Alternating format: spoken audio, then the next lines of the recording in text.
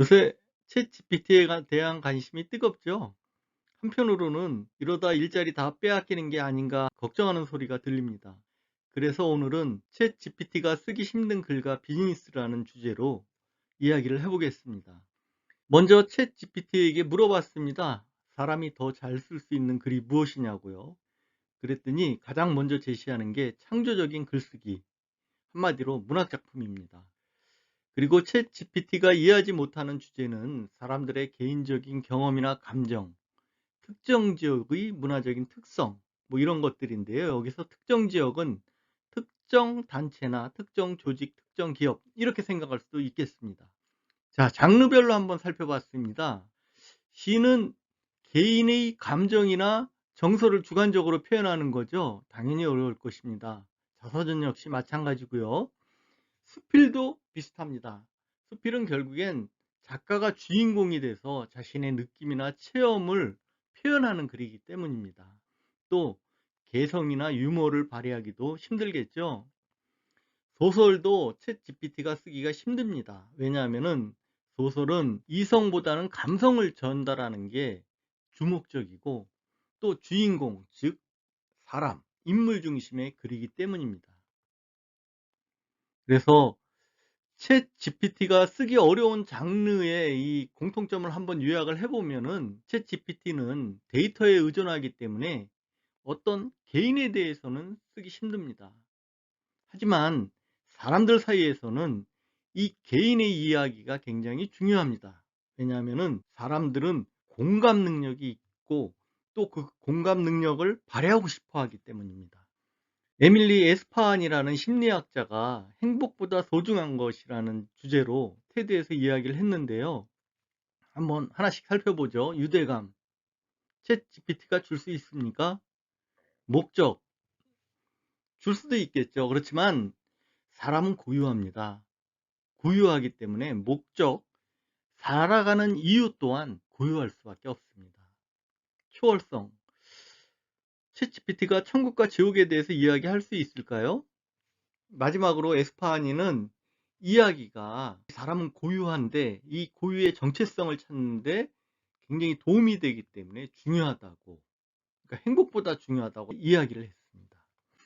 그러면 왜 우리는 이야기에 끌릴까요? 사람은 이성만으로 살 수 없기 때문입니다. 우리의 뇌에는 감동할 때 활성화되는 부분이 있거든요. 그래서 그럴 때 기분이 좋죠. 또 그 맛에 살아가는 그런 게 있단 말이에요. 더구나 어떤 내용이 감동을 줄 때 우리는 그것을 더 잘 기억합니다. 그래서 지금도 이야기는 끊임없이 우리 주위에 있습니다. 성서는 불멸의 베스트셀러죠. 이솝우화 한두 가지는 다 기억하고 계시죠?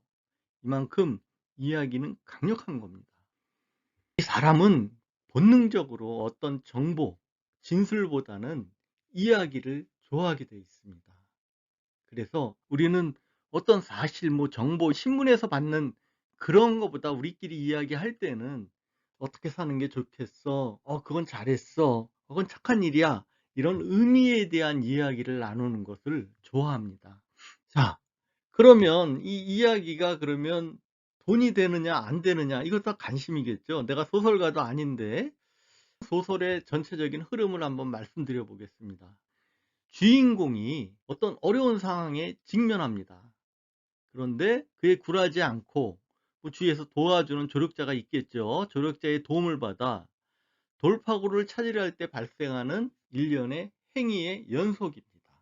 그리고 궁극적으로는 그 이야기를 다 읽었을 때 감동을 주는 의미, 가치, 이런 걸 느끼고 싶어 합니다.